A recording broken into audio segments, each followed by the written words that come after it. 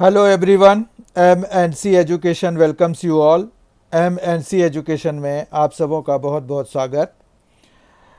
आज के इस जनरल नॉलेज के प्रोग्राम में हम 20 अस्थाई और समसामयिक सामान्य ज्ञान के क्वेश्चंस देखने जा रहे हैं।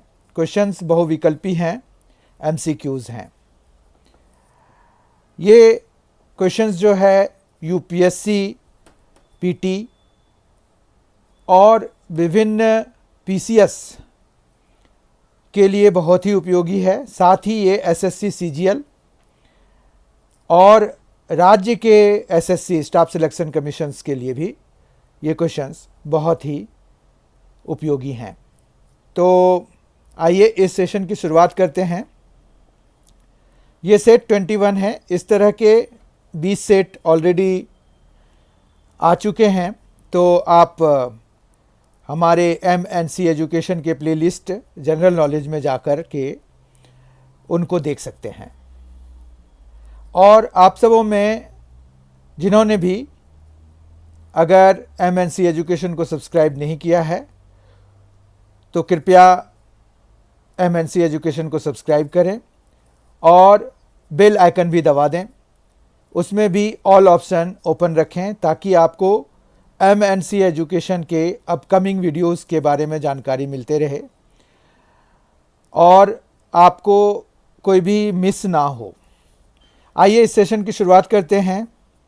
आज का पहला क्वेश्चन है, थेयम नृत्य किस राज्य का एक लोक नृत्य है? थेयम एक फोल्क डांस है। तो Theyyam is a folk dance of which state? Kerala, Andhra Pradesh, Tamil Nadu, Karnataka. तो इसका करेक्ट आंसर है केरल। थेयम जो है ये लोक नृत्य है केरल का। ये फोल्क डांस है केरल स्टेट का। क्वेश्चन नंबर 2 देखते हैं। भारत के किस व्यावसायिक समूह ने अपने ऑस्ट्रेलिया संचालन का नाम बदलकर ब्रेवन कर दिया है? Which Indian business group has change the name of its Australian operation to Bravus? Options हैं अडानी, हीरो, टाटा, हिंदुजा। इसका करेक्ट ऑप्शन है अडानी। अडानी कंपनी है जिसने अपने ऑस्ट्रेलिया में जितने भी ऑपरेशंस थे उनका नाम बदल कर के ब्रेवस कर दिया है। क्वेश्चन नंबर 3 देखते हैं। हाल ही में किस कंपनी ने भारत का पहला homeopathy health care mobile application launch किया है? Recently which company has launched India's first homeopathy health care mobile application? Options are doctor Batra, Bahola, SBL, हस लैब। इनमें से करेक्ट ऑप्शन है हस लैब। हस लैब ने एक मोबाइल एप्लीकेशन लॉन्च किया है होम्योपैथी दवाइयों के लिए। क्वेश्चन नंबर 4 है, किस सरकारी संस्था का आदर्श वाक्य मां गृधः कस्यस्वित धनम किस सरकारी संस्था का आदर्श वाक्य है? Which government body works on the motto मां गृधः कस्यस्वित धनम? ऑप्शंस हैं भारत का लोकपाल, लोकपाल ऑफ इंडिया, केंद्रीय जांच bureau, central bureau of investigation, Bharat का सर्वोच्च न्यायालय, सुप्रीम कोर्ट ऑफ इंडिया, अनुसंधान और विश्लेषण wing, research and analysis wing. और इसका करेक्ट ऑप्शन है भारत का लोकपाल। मां गृधः कस्यस्वित धनम मतलब किसी दूसरे के धन पर लालच नहीं करना चाहिए। क्वेश्चन नंबर 5 है, वर्ष 2020 का 11 सितंबर आचार्य विनोबा भावे के 125वें जन्म दिवस के रूप में याद किया गया। उन्होंने निम्नलिखित में से किस आंदोलन की शुरुआत की थी? 11 सितंबर saw the 125th birth anniversary of Acharya Vinoba Bhave, the founder of which movement? Options are खिलाफत आंदोलन, स्वदेशी आंदोलन, सविनय अवज्ञा आंदोलन, भूदान आंदोलन। Khilafat movement, Swadeshi movement, civil disobedience movement, Bhoodan movement. And correct option for this is Bhoodan आंदोलन या भूदान मूवमेंट। आचार्य विनोबा भावे ऐसे व्यक्ति थे जिन्हें प्रथम रोमन मैग्सेसे अवार्ड से सम्मानित किया गया था और उन्होंने ही भूदान आंदोलन को शुरू किया था। इसमें यह था कि जमींदारों से ज़मीन जो है लेकर गरीब किसानों में वितरित किया गया था। इस आंदोलन में उस समय के जितने भी जमींदार थे उनमें ज़्यादातर लोगों ने बढ़ चढ़ कर हिस्सा लिया था। तो ये एक तरह से सक्सेसफुल मूवमेंट कहा जा सकता है और इसके प्रणेता थे आचार्य विनोबा भावे। आगे बढ़ते हैं। क्वेश्चन नंबर 6, हाल ही में राष्ट्रीय सांख्यिकी कार्यालय द्वारा प्रकाशित एक विवरण के अनुसार कौन सा भारतीय राज्य 96.2% साक्षरता दर के साथ सन 2017-18 में प्रथम स्थान पर रहा? According to a recent report by the National Statistical Office, which Indian state topped with a 96.2% literacy rate in the year 2017-18? Options are Assam, Himachal Pradesh, Telangana, Kerala. तो इसमें तो कोई डाउट ही नहीं है कि इसका सही ऑप्शन, सही आंसर है केरल। केरल ने 2017-18 के आंकड़ों में 96.2% साक्षरता दर के साथ देश में प्रथम स्थान हासिल किया है। किस भारतीय गायिका का नामांकन ग्रैमी पुरस्कार के न्यू एज एल्बम श्रेणी में उनके पहले एल्बम पेरी फेरी के लिए किया गया है? Which Indian singer has been nominated for a Grammy Award in the New Age Album category? It is a category, the New Age Album category, for her debut album Peri Feri. Options are Anupama, Priyadarshini, Subhi, Tanvi, Shah. और इसका correct answer है Priyadarshini, B. 7 का B answer correct है, B option correct है। प्रियदर्शनी के debut album peri फेरी को Grammy award के new age album category में शामिल किया गया है, नामित किया गया है। क्वेश्चन नंबर 8, 22 वर्षीय जेहन दारूबाला प्रथम भारतीय हैं जिन्होंने बहरीन में हाल ही में संपन्न किस खेल प्रतिस्पर्धा को जीता है? 22-year-old Jehan Daruwala recently became the first Indian to win what sporting event in Bahrain? Options are Formula 2 race, Formula 2 race, Formula 1 race, विश्व नौका चैंपियनशिप, विश्व डाइविंग चैंपियनशिप।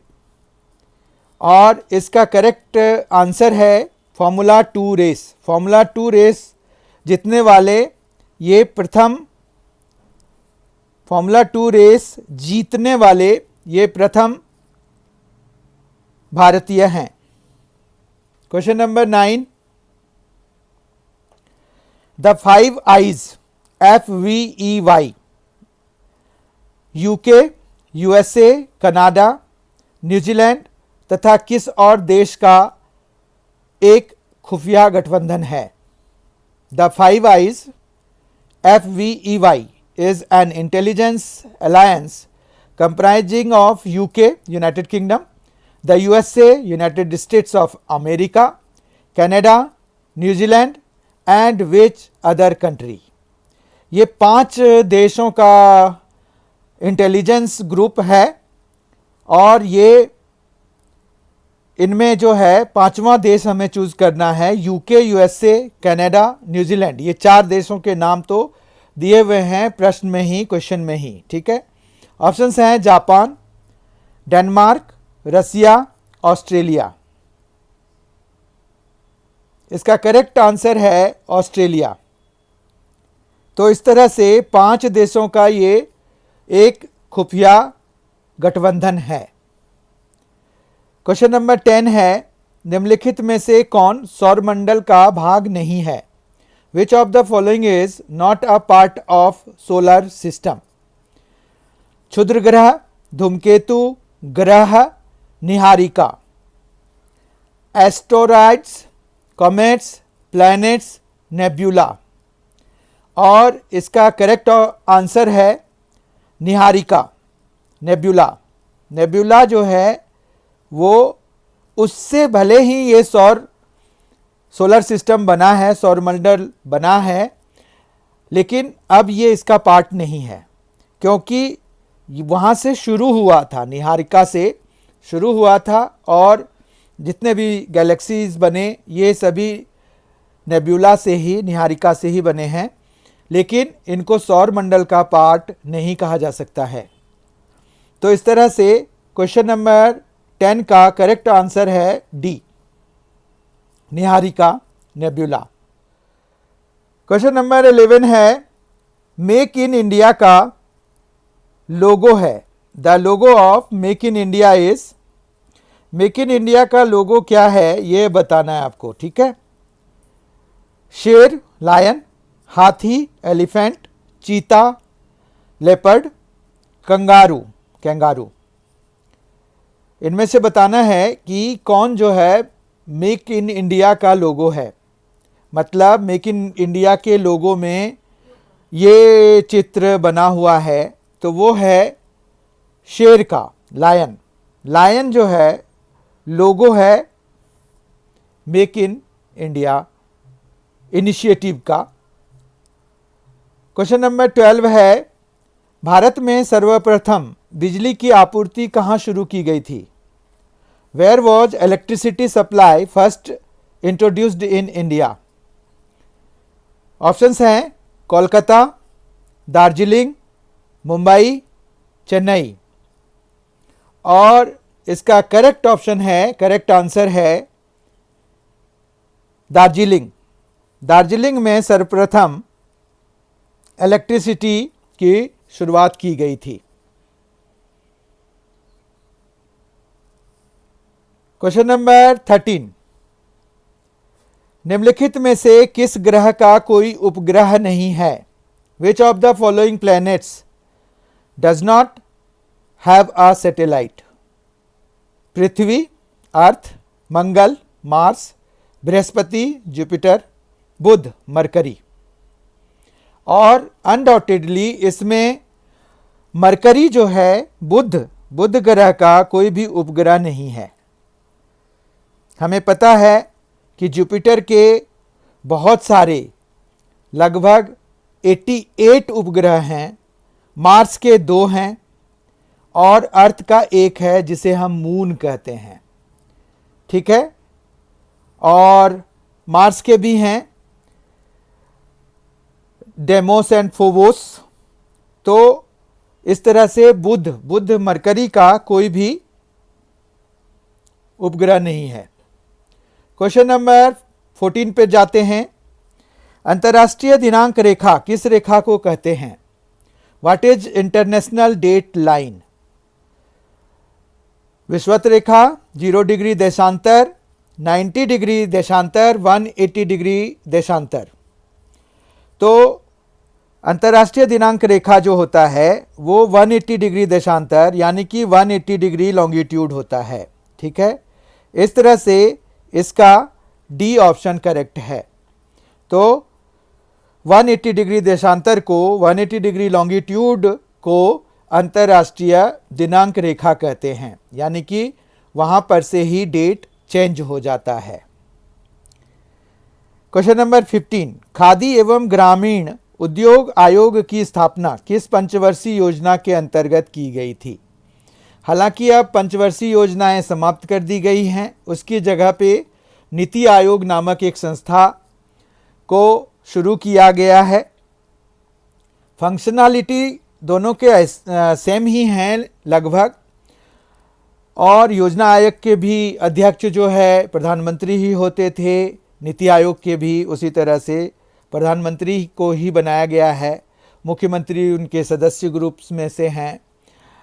लेकिन इनका जो टाइम बाउंड है वो कोई टारगेट उस तरह का नहीं होता है जिस तरह से पंचवर्षीय योजना में निर्धारित किया जाता था, और पूरा लंबे समय के लिए दीर्घकालिक प्रोग्राम बनाए जाते थे। नीति आयोग में जो है बहुत ही पीरियोडिक वो रिसर्च करके ये प्रोग्राम बनाते हैं और उस हिसाब से करते हैं। ये नई चीज़ है, नई पहल है, देखिए उसका क्या आउटकम आता है। अभी तो फिलहाल ये है क्वेश्चन हमारा कि खादी एवं ग्रामीण उद्योग आयोग की स्थापना किस पंचवर्षीय योजना के अंतर्गत की गई थी? इन विच 5-year plan khadi and village industries commission was setup. Options है फर्स्ट, सेकेंड, थर्ड, फोर्थ, पहली, दूसरी, तीसरी, चौथी। तो ये जो है दूसरी पंचवर्षीय योजना में शुरू की गई थी, और इसकी शुरुआत जो है अप्रैल 1957 में की गई थी। अप्रैल 1957 में की गई थी। और ये जो है एक स्टैट्यूटरी बॉडी है, यानी कि संसद द्वारा पारित कानून के आधार पर इसे बनाया गया है। तो ये अप्रैल 1957 में शुरू किया गया था, यानी कि दूसरी पंचवर्षीय योजना में शुरू किया गया था। तो इसका करेक्ट ऑप्शन है बी, दूसरी, सेकेंड। क्वेश्चन नंबर 16 देखते हैं। सूर्य और पृथ्वी के मध्य न्यूनतम दूरी कब होती है? When is the distance between the sun and the earth least? सबसे कम डिस्टेंस सूर्य और पृथ्वी के बीच कब होता है? तो ये पूछ रहे हैं। ऑप्शंस दिए हुए हैं 22 दिसंबर, 22 दिसंबर, 21 जून, 21 जून, 4 जुलाई, 4 जुलाई, 3 जनवरी, 3 जनवरी। और इसका करेक्ट आंसर है, आप सबों को पता होगा, ये ज्योग्राफी से रिलेटेड क्वेश्चन है, 3 जनवरी। 3 जनवरी को जो है सूर्य पृथ्वी के सबसे पास होता है। और थोड़ा अजीब सा है पर ये सत्य है। इसको जो है नियरेस्ट पॉइंट को जो घटना होती है ये, उसको पेरीहीलियन कहते हैं। ठीक है, पेरीहीलियन में सूर्य और अर्थ के बीच, जो सन और अर्थ के बीच का डिस्टेंस है, सबसे कम होता है, और ये 3 जनवरी को घटित होता है। जबकि 4 जुलाई को अफेलियन नामक घटना होती है, जिसमें कि सूर्य और पृथ्वी के बीच सबसे ज़्यादा डिस्टेंस होता है। ठीक है, तो अफेलियन है और पेरीहीलियन है। तो पेरीहीलियन की घटना 3 जनवरी को और एपिहेलियन की घटना 4 जुलाई को, यानी कि सबसे पास जो है 3 जनवरी को सूर्य पृथ्वी के, और सबसे ज़्यादा दूर जो है सूर्य पृथ्वी के 4 जुलाई को होता है। इस तरह से 16th क्वेश्चन का आंसर है डी। आगे बढ़ते हैं। विश्व का सबसे ऊंचा जलप्रपात है, question number 17, highest waterfall of the world is. विश्व का सबसे ऊंचा जलप्रपात कौन सा है ये बताना है। ऑप्शंस हैं बोयोमा, स्टैनली, एंजल, नियाग्रा। तो ये जो है इसका करेक्ट आंसर है एंजल।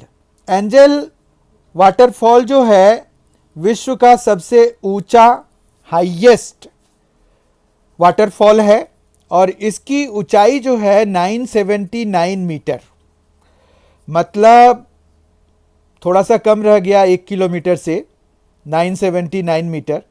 और इसका जो लॉन्गेस्ट ड्रॉप है 807 मीटर का है। मतलब एक तो ये है कि 979 मीटर इसकी हाइट है जहाँ से ये फॉल जो है गिरता है, वाटर जो गिरता है, और लॉन्गेस्ट ड्रॉप जो है वो 807 मीटर का है।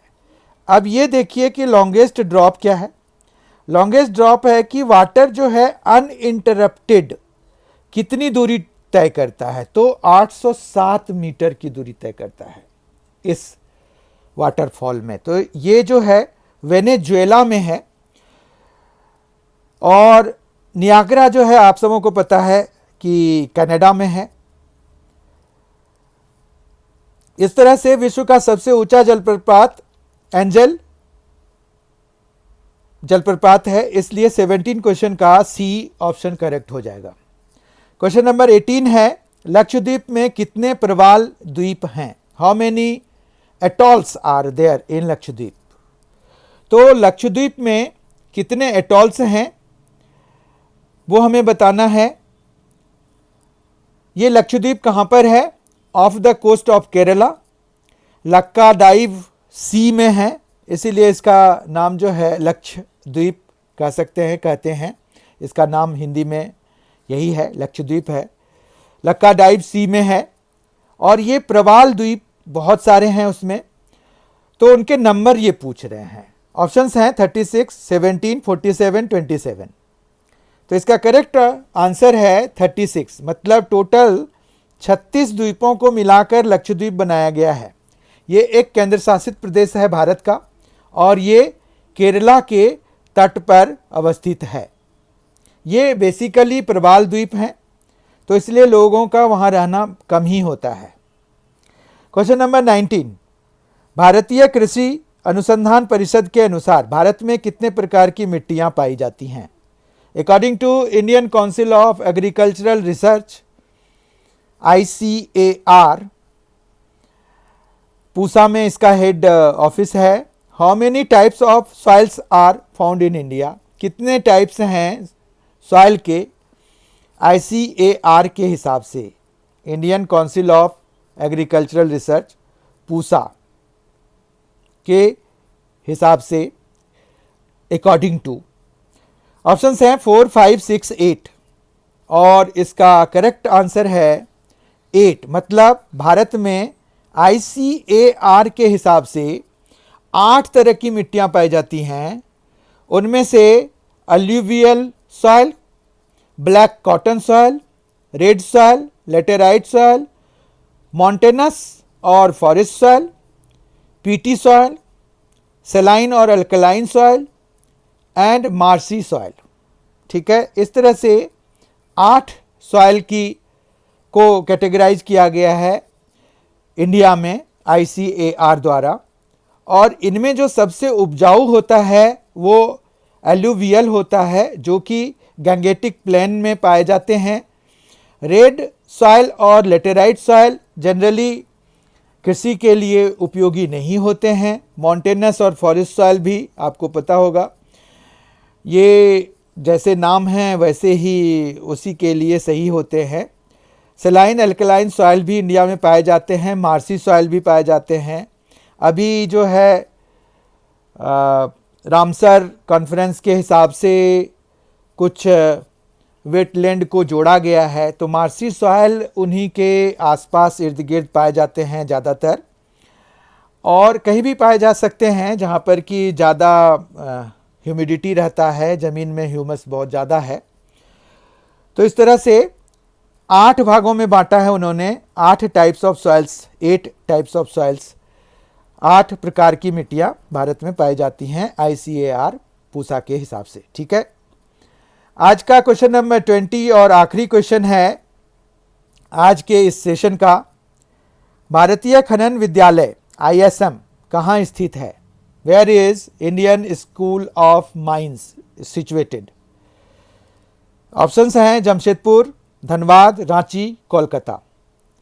तो हमारे पास ISM जो कि अब इंडियन इंस्टीट्यूट ऑफ टेक्नोलॉजी हो गया है, तो वो जो है कहाँ पर अवस्थित है?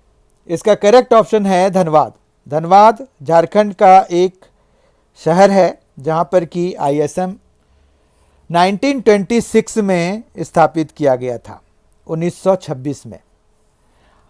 तो इस तरह से आज से 5 साल बाद, अब ये 2021 शुरू हो गया है, तो आज से 5 साल बाद ये भी 100 साल मनाएगा। अभी बहुत सारे यूनिवर्सिटीज़ के 100 साल मनाए गए थे, जैसे विश्व भारती यूनिवर्सिटी जो कि कोलकाता में है, जो कि रविन्द्रनाथ टैगोर ने खोला था, तो उसका भी 100 साल पूरा हुआ। अलीगढ़ मुस्लिम यूनिवर्सिटी का भी, इलाहाबाद यूनिवर्सिटी का भी, तो बहुत सारे यूनिवर्सिटीज़ का भी 100 साल पूरा हो रहा है। तो आपको ये भी ध्यान रखना होगा, क्योंकि आपसे इस मामले में भी, इस बारे में भी क्वेश्चन पूछेंगे कि कौन कौन से यूनिवर्सिटीज़ ने 100 साल पूरा कर लिया, या इससे रिलेटेड क्वेश्चन आपसे पूछ सकते हैं, इसलिए उसकी भी तैयारी कर लीजिए। और ये जीके का 21st सेट था, 21 सेट 20 क्वेश्चंस का। आई होप कि आपको ये पसंद आया होगा। अगर आपको ये वीडियो पसंद आया है तो please give it a like and don't forget to subscribe if you have not done it so far. Thank you for being with us. Thanks a lot. Next video of GK set 22 will be right here in a while. बहुत जल्द ही मैं आपके सामने में GK का set 22 लेके प्रस्तुत होऊंगा। तब तक के लिए thank you so much. Thank you so much for being with us. Thanks a lot. Enjoy yourself and be very well prepared for the examinations. Thanks a lot.